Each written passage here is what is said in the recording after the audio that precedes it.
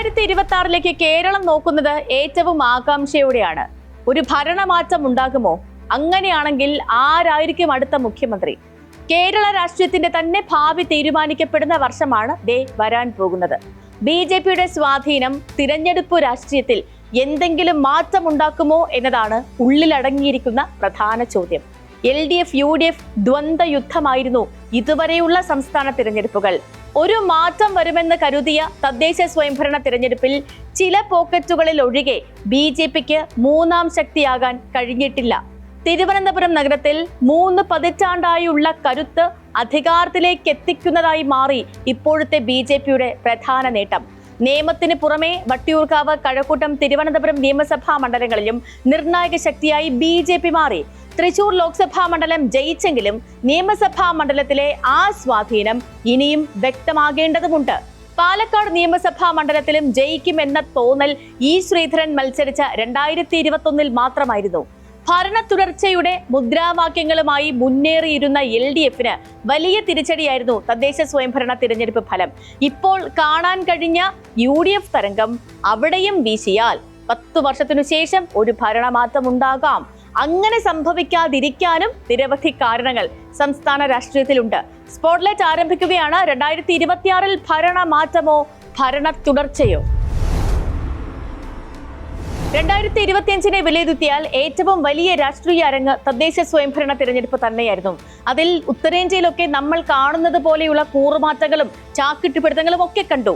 തൃശൂർ മറ്റത്തൂർ പഞ്ചായത്തിലെ 8 കോൺഗ്രസ് അംഗങ്ങൾ രാജിവെച്ച് BJPക്കൊപ്പം ചേർന്ന് സ്വതന്ത്രനെ പ്രസിഡന്റ് ആക്കിയത് കേരളത്തിൽ പതിവില്ലാത്തൊരു രാഷ്ട്രീയ നീക്കമായിരുന്നു. ബീഹാറിലും കർണാടകത്തിലും ഉത്തർപ്രദേശിലും ഒക്കെ മാത്രം കണ്ടിട്ടുള്ള രീതിയിലായിരുന്നു ഈ രാഷ്ട്രീയ നീക്കം. 2026 കേരളത്തിൽ എന്തും സംഭവിക്കാം എന്നൊരു സൂചന കൂടി ഈ മറ്റത്തൂർ ഫലം നൽകുന്നുണ്ട്.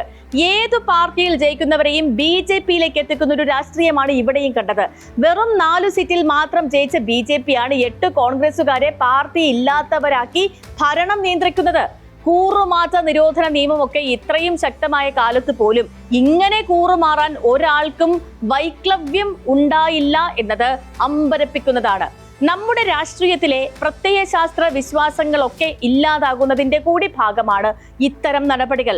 2026 കടക്കുമ്പോൾ കേരളത്തെ ഏറ്റവും ചിന്തിപ്പിക്കുന്നതും ഇത്തരം രാഷ്ട്രീയ പേക്കൂത്തുകൾ തന്നെയാണ്. കോൺഗ്രസുകാരായി ജയിച്ച 8 പേർക്കും കോൺഗ്രസിൽ ഒരുപോലെ വിശ്വാസം ഇല്ലാതാകുന്നത് എങ്ങനെയാണ്? പണമാണോ ഈ 8 പേരെയും മാറി ചിന്തിപ്പിക്കാൻ പ്രേരിപ്പിച്ചത്? അതോ ഈ 8 പേരും BJPയുടെ രാഷ്ട്രീയമാണ് ഭേദമെന്ന് സ്വയം തീരുമാനിച്ചോ? അതങ്ങനെയാണെങ്കിലും വോട്ടിട്ട് വിജയിപ്പിച്ച നാട്ടുകാരാണ് ഇപ്പോൾ വിഡ്ഢികളായത്. BJP സ്ഥാനാർത്ഥികളെ 3ാം സ്ഥാനത്തേക്ക് വരെ തള്ളിയ ആ വാർഡിലെ ജനതയാണ് ഇപ്പോൾ അമ്പരന്നു നിൽക്കുന്നത്. ഭരണമാറ്റം എന്ന സൂചന തദ്ദേശ സ്വയംഭരണ തിരഞ്ഞെടുപ്പ് ഫലത്തിൽ നിന്നും വായിച്ചെടുക്കുന്ന അനേകരുണ്ട്. അങ്ങനെ ചിന്തിക്കുന്നവർക്ക് കേരള രാഷ്ട്രീയത്തിന്റെ ചരിത്രത്തിന്റെ പിന്തുണയുണ്ട്. സാധാരണ 5 വർഷത്തിൽ കൂടുതൽ ഒരു മുന്നണിയെ ഭരിക്കാൻ അനുവദിക്കാത്തതാണ് കേരളത്തിന്റെ രാഷ്ട്രീയ ചരിത്രം.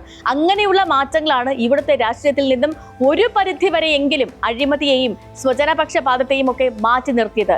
ഇത് ഇങ്ങനെയൊക്കെയാണെങ്കിലും ചക്കരക്കുടത്തിൽ കൈയിടുന്നവരെ പിന്നെയും നമ്മൾ കണ്ടുവന്നു. അവരൊക്കെ ജനാധിപത്യത്തിൽ കടുത്ത ശിക്ഷയും ഏറ്റുവാങ്ങിയിട്ടുണ്ട്. നമ്മുടെ ജനാധിപത്യത്തെ സക്രിയമായി നിലനിർത്തിയത് ഇത്തരം രാഷ്ട്രീയ മാറ്റങ്ങളായിരുന്നു. തമിഴ്നാട്ടിലും കർണാടകത്തിലും സമാനമായ സ്ഥിതി വായിച്ചെടുക്കാം. കേരളത്തിൽ ഈ പതിവിന് വിരുദ്ധമായി 10 വർഷത്തേക്ക് ഇടതുമുന്നണി അധികാരത്തിൽ വന്നു. അത്തരമൊരു അധികാര തുടർച്ച വോട്ടർമാരുടെ ചിന്തയിൽ എന്തെങ്കിലും മാറ്റം ഉണ്ടാക്കിയിട്ടുണ്ടോ എന്നാണ് ഇനി അറിയാനുള്ളതും. 3ാം വട്ടവും പിണറായി വിജയൻ എന്ന് ഈ തദ്ദേശ തിരഞ്ഞെടുപ്പിന് തൊട്ടു മുൻപ് വരെ CPIM നേതാക്കൾ ശക്തമായി പറഞ്ഞിരുന്നതാണ്. ഇനി അത് പറയണമെങ്കിൽ പുതിയ രാഷ്ട്രീയ സാഹചര്യം ഉരുത്തിരിഞ്ഞു വരേണ്ടതുണ്ട്. ബീഹാറിലെ നിതീഷ് കുമാർ സർക്കാർ സ്ത്രീകളുടെ അക്കൗണ്ടിലേക്ക് 10,000 രൂപ വീതം നൽകിയതുപോലുള്ള ഒരു മാജിക് ഒന്നും കേരളത്തിൽ ഫലിക്കണമെന്നില്ല. നൽകാൻ പണമില്ല എന്നത് ഒന്നാമത്തെ കാര്യം. പണമുണ്ടെങ്കിൽ തന്നെ അത് രാഷ്ട്രീയത്തെ സ്വാധീനിക്കുമോ എന്ന് പറയാനും കഴിയില്ല. ഈ തിരഞ്ഞെടുപ്പിന് മുൻപ് ക്ഷേമ പെൻഷൻ 400 രൂപ വീതം കൂട്ടിയതാണ്. അതുപോലെ കുടിശ്ശിക മുഴുവൻ കൊടുത്തു തീർക്കുകയും ചെയ്തു. അതിനൊക്കെ സർക്കാരിന്റെ ഉത്തരവാദിത്തമായി കാണാനുള്ള മനസ്സുള്ളവരാണ് കേരളത്തിലെ വോട്ടർമാർ. അതൊന്നും അവരുടെ രാഷ്ട്രീയത്തെ സ്വാധീനിക്കാൻ പോകുന്നില്ല. സർക്കാർ ചെയ്യേണ്ട ജോലി സർക്കാർ ചെയ്തു എന്നതിനപ്പുറം ഒന്നും പെൻഷൻ വർദ്ധിപ്പിച്ചതിനെ ആരും എടുത്തിട്ടില്ല. കേരളത്തിലെ രാഷ്ട്രീയത്തിൽ പൊടിക്കൈകൾ കൊണ്ടൊന്നും ചലനമുണ്ടാക്കാൻ കഴിയില്ല എന്ന് സാരം. കേരള ഭരണത്തിലെ പ്രതിസന്ധി സാമ്പത്തിക ഞെരുക്കം തന്നെയാണ്. ചെറിയ സംസ്ഥാനമായതുകൊണ്ട് തന്നെ ഉൽപാദനം തീരെ കുറവാണ് എന്ന പഴയ പദം പറച്ചിൽ തന്നെയാണ് ഇപ്പോഴും ഉള്ളത്. തനത് വരുമാന മാർഗ്ഗങ്ങൾ ഉണ്ടായി വരാൻ വലിയ പരിമിതികളുണ്ട്. ഇങ്ങനെ ഒരു സംസ്ഥാനത്തെ നയിക്കുക എന്നത് വലിയ വെല്ലുവിളിയുമാണ്. വിദ്യാഭ്യാസം കൊണ്ടും പ്രത്യയശാസ്ത്രപരമായും പ്രബുദ്ധരായ ജനതയാണ് ഇവിടെയുള്ളത്. എന്തെങ്കിലും സൂത്രപ്പണി ഒപ്പിച്ച് കടന്നുകൂടാൻ കഴിയുന്നതല്ല. ഇവിടെ ഇനിയും വിലയിരുത്തലുകൾ പൂർത്തിയാക്കാത്ത ഒരു സംഗതിയുണ്ട്. എന്തുകൊണ്ട് 2021 ഭരണ തുടർച്ച ഉണ്ടായി എന്ന ചോദ്യമാണത്. കിറ്റ് കൊടുത്തത് കൊണ്ടും പെൻഷൻ കൊടുത്തത് കൊണ്ടുമാണെന്ന് പലരും പറയുന്നുണ്ടാകും. അങ്ങനെ ദാനം വാങ്ങി ആശ്രയിക്കുന്നവരല്ല നമ്മുടെ ജനത. ഇവിടെ ശക്തമായ ഒരു പ്രതിപക്ഷം ഉണ്ടായിരുന്നില്ല എന്നതാണ് 2021 UDFന്റെ പരാജയത്തിന്റെ പ്രധാന കാരണം. രമേശ് ചെന്നിത്തല രാഷ്ട്രീയമായി ഇടപെടലുകൾ നടത്തിയെങ്കിലും ഒരു മുന്നേറ്റമായി പ്രതിപക്ഷത്തെ കൊണ്ടു നടക്കുന്നതിൽ പരാജയപ്പെട്ടു. കോൺഗ്രസിനുള്ളിൽ തന്നെ വലിയ അഭിപ്രായ വ്യത്യാസങ്ങളുണ്ടായി. അങ്ങനെ നേരിട്ട തിരഞ്ഞെടുപ്പിൽ തിരിച്ചടി സ്വാഭാവികമായി ഉണ്ടായതാണ്. ഇപ്പോൾ പ്രതിപക്ഷത്തിനെതിരായ വികാരം സംസ്ഥാനത്തില്ല. VD സതീശൻ, KC വേണുഗോപാൽ, രമേശ് ചെന്നിത്തല ഇവരിൽ ആരാണ് മുഖ്യമന്ത്രി സ്ഥാനാർത്ഥി എന്ന സംശയത്തിനും കാരണമില്ല. കോൺഗ്രസിന്റെ ഇതുവരെയുള്ള ചരിത്രത്തിൽ തിരഞ്ഞെടുപ്പ് നയിക്കുന്ന പ്രതിപക്ഷ നേതാവിനാണ് ഭരണം കിട്ടുമ്പോൾ മുഖ്യമന്ത്രിയായിട്ടുള്ളത്. ഇവിടെ VD സതീശനെ മാറ്റാൻ പ്രത്യേക കാരണങ്ങൾ അതുകൊണ്ട് തന്നെ ഇല്ലെന്ന് പറയാം. 2021 തിരഞ്ഞെടുപ്പിൽ ചെറിയ ഒരു ട്വിസ്റ്റ് ഉണ്ടായിരുന്നു. രമേശ് ചെന്നിത്തലയായിരുന്നു പ്രതിപക്ഷ നേതാവെങ്കിലും ഉമ്മൻചാണ്ടിയെ കൂടി സഹനേതാവായി അവസാന നിമിഷം കൊണ്ടുവന്നു. അത്തരമൊരു നീക്കം ഇത്തവണയും ഉണ്ടായെന്ന് വരാം. ബോബി ചെമ്മണ്ണൂറിന്റെ ജയിൽവാസം മുതൽ ദിലീപിന്റെ വിട്ടയക്കൽ വരെ കണ്ട വർഷമാണ് 2025. നെയ്യാറ്റിൻകരയിലെ ഗോപൻ സ്വാമിയുടെ സമാധി മുതൽ വഞ്ഞാറമൂട് കൂട്ടക്കൊല വരെ നടന്നു. റാപ്പർ വേടനെതിരെ പരാതിയുണ്ടായി. ആശാ വർക്കർമാർ 266 ദിവസം സമരം ചെയ്തു. ഗോവിന്ദസ്വാമി ജയിൽ ചാടി. VS അച്യുതാനന്ദൻ മുതൽ ശ്രീനിവാസൻ വരെയുള്ളവർ നമ്മളെ വിട്ടുപിരിഞ്ഞു. എൽസ 3 ചരക്കുകപ്പൽ മുങ്ങി. വാൻഹായ്ക്ക് തീ പിടിച്ചു. കേരളം അതിദാരിദ്ര്യമുക്തമായി. നിലമ്പൂർ ഉപതെരഞ്ഞെടുപ്പിൽ ആര്യാടൻ ചൗക്കത്ത് 11,077 വോട്ടിന് ജയിച്ചു. രാഹുൽ മാങ്കൂട്ടത്തിനെതിരെ യുവതികളുടെ പരാതിയും സ്വർണ്ണപ്പാളി വിഷയവും അടുത്ത നിയമസഭാ തിരഞ്ഞെടുപ്പ് വരെ ചർച്ചയാകാൻ പോകുന്ന വിഷയങ്ങളാണ്. ഇത് രണ്ടുമാകണമെന്നില്ല 2026 തിരഞ്ഞെടുപ്പിനെ സ്വാധീനിക്കാൻ പോകുന്ന വിഷയം.